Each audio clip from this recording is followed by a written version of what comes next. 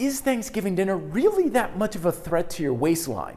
And if it's not, is there a much bigger threat that nobody's even paying attention to?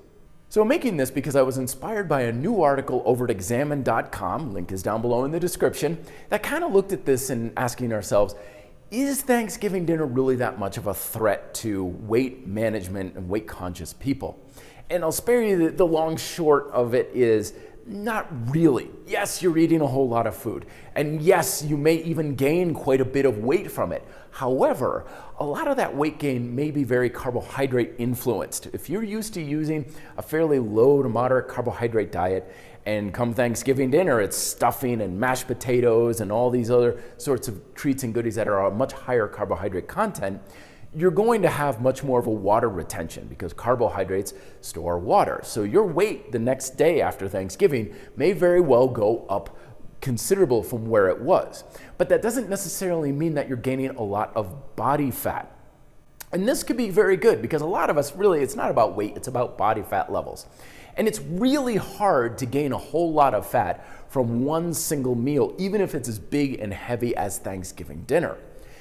However, the reason why I'm making this is because I often find a lot of times we get our defenses up over these short, seemingly significant threats, while the much more significant threats to your waistline that permeate and saturate us around all the time go completely ignored and leave us way more vulnerable to these things. When I was growing up, we used to have big football parties, right? Everybody would come over and stuff, and we'd have all this food laid out on end tables and stuff in our living room when we watch the football.